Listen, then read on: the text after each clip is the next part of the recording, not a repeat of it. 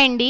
ఈరోజు వీడియో వచ్చేసి చెక్కగారెలు, తెలంగాణ స్పెషల్ మసాలా చెక్కగారెలండి. అవే మరి కొందరు చెక్కలు అంటారు, అలాగే గారెప్పాలని కూడా అంటారనమాట. వాటిని ఎలా తయారు చేసుకోవాలో వీడియోలో చూద్దాం. ముందుగా 1 కేజీ వరిపిండి తీసుకొని అందులో 2 టేబుల్ స్పూన్ వరకు కారం, హాఫ్ టేబుల్ స్పూన్ వరకు పసుపు, 2 టేబుల్ స్పూన్ వరకు గరం మసాలా అంటే ధనియాల పొడి కానీ లేదంటే గరం మసాలా కానీ యాడ్ చేసుకోవాలి. ఈ విధంగా యాడ్ చేసుకున్నాక ఇందులో రుచికి సరిపడా సాల్ట్ కూడా యాడ్ చేసుకోవాలి. అలాగే 1 టేబుల్ స్పూన్ జీలకర్ర కూడా ఈ విధంగా నలుపుకొని యాడ్ చేసుకోండి. ఇందులోకి 1 టేబుల్ స్పూన్ వరకు జింజర్ గార్లిక్ పేస్ట్ అనేది యాడ్ చేస్తున్నాను. ముందుగా ఈ విధంగా సన్నగా కట్ చేసి పెట్టుకున్న స్ప్రింగ్ ఆనియన్స్, కొత్తిమీర, అలాగే కరివేపాకు కూడా యాడ్ చేస్తున్నాను.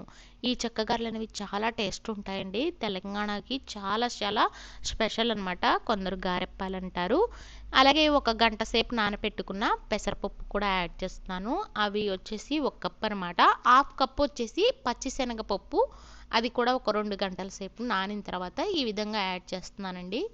ఇప్పుడు ఈ విధంగా అన్నిటినీ యాడ్ చేశాక ఇందులోకి గోరువెచ్చగా ఉన్న నూనెని ఒక 2 గరిటెలు వరకు యాడ్ చేస్తున్నాను.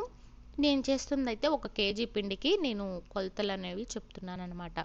ఈ విధంగా అన్నిటినీ యాడ్ చేసి మంచిగా కలిసేలాగా అంటే ఈ పప్పులు అన్నీ ఈ పిండిలో బాగా కలిసేలాగా కలుపుకోవాలండి. ముందుగా వాటర్ అనేవి యాడ్ చేయొద్దు. అలా అని ఈ పప్పులో ఉన్న నీరుతోనే పిండి సగం కలిసిపోతుంది అనమాట. ఇలా కలిసిన పిండిని మనం టేస్ట్ చూసుకోవాలి. కారం కానీ ఉప్పు కానీ సరిపోయిందా లేదో ఈ విధానంగా ఉన్నప్పుడే చూసుకుంటే సరిపోతుందండి. అలాగే వాటర్ యాడ్ చేసిన తర్వాత మనం ఉప్పు కారం యాడ్ చేయలేము అనమాట.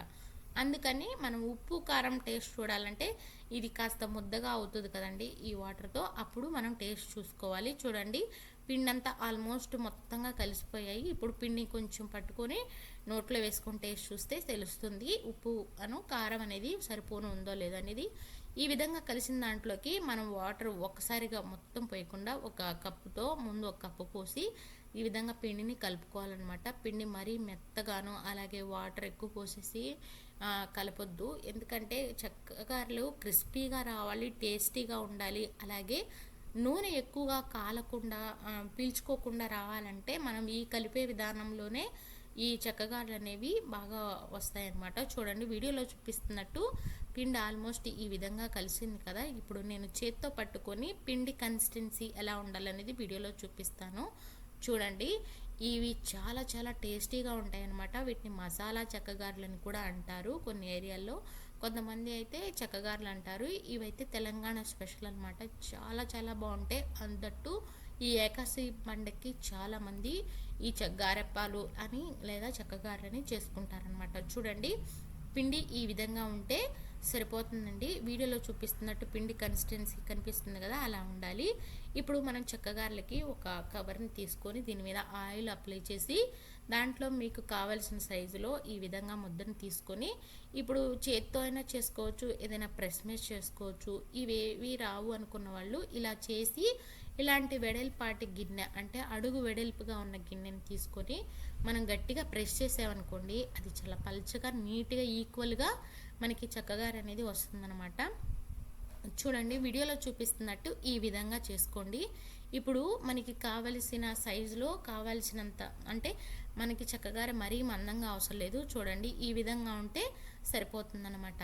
ఇప్పుడు డీప్ ఫ్రైకి సరిపడా ఆయిల్ అనేది పెట్టుకొని ఆయిల్ని బాగా వేడెక్కిన తర్వాతే చెక్కగారెలు మంచిగా పొంగుతూ వస్తాయన్నమాట. ఈ విధంగా ఆయిల్ వేడెక్కిన తర్వాత మంటని మీడియం ఫ్లేమ్లో పెట్టుకొని మనం తయారు చేసి పెట్టుకున్న ముందుగా చెక్కగారెలు అనేవి ఒకదాని తర్వాత ఒకటి యాడ్ చేసుకోవాలి.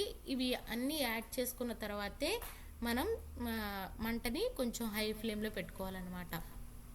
చూడండి, ఈ విధంగా ఒకదాని తర్వాత ఒకటి చెక్కగారెలు అనేవి యాడ్ చేసుకుంటున్నాను. ఆ తర్వాత మంటని హై ఫ్లేమ్లో పెట్టుకుంటున్నాను అనమాట. నూనెని బాగా కాగిన తర్వాతే మనకి ఈ విధంగా చెక్కగారెలు అనేవి యాడ్ చేసుకోండి. అప్పుడే మంచి గుల్లగాను మంచి క్రిస్పీగా కూడా వస్తాయి అన్నమాట.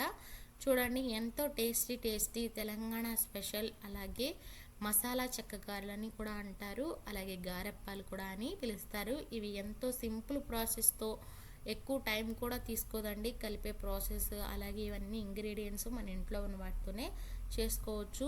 ప్రతి పండక్కి ఎంతో కొంత స్పెషల్గా ఉండాలి అనుకుంటే ఇలా ట్రై చేయండి. ఎప్పుడూ చేసే చెక్కగారెలు కాకుండా ఇలా ట్రై చేశారనుకోండి, అద్భుతంగా టేస్టీగా ఉంటాయి. మీకు ఈ వీడియో నచ్చినట్టయితే లైక్ చేయండి, సబ్స్క్రైబ్ చేసుకోండి. అలాగే మీరు ట్రై చేసి ఎలా వచ్చిందో కామెంట్ రూపంలో తెలపండి. వీటిల్లో కొంచెం నువ్వులు కూడా యాడ్ చేసుకుంటారు, బట్ నేనైతే యాడ్ చేయలేదన్నమాట. ఎవరికైనా ఇష్టం ఉన్నవారైతే ముందు పిండి కలిపే ప్రాసెస్లో నువ్వులు కూడా యాడ్ చేసుకోవచ్చు. ఈ విధంగా మనకి ఒకదాని తర్వాత ఒకటి చెక్కగారెలు అనేవి యాడ్ చేసి ఒకవైపు బాగా కాలిన తర్వాత మరోవైపుకి టర్న్ చేసుకోవడమేనండి.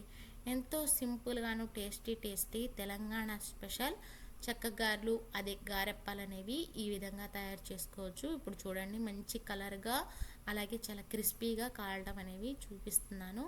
చూడండి ఎంత బాగా కాలాయో. అలాగే ఎటువంటి నూనె పీల్చవు, మనకి చక్కగా కాలుతాయి. అలాగే టేస్ట్ కూడా ఎన్ని రోజులు నిల్వ ఉన్నా కూడా అంతే టేస్టీగా ఉంటాయి. అలాగే నూనె కూడా పీల్చవు అన్నమాట. చూడండి, ఇప్పుడు నేను ఒక చెక్కగారె అనేది విరిపి చూపిస్తాను. చూడండి ఎంత క్రిస్పీగా వచ్చాయో. మీకు ఈ వీడియో నచ్చినట్టయితే తప్పకుండా లైక్ చేయండి. మీరు ట్రై చేసి ఎలా వచ్చిందో కామెంట్లో తెలపండి. Please subscribe and support channel please.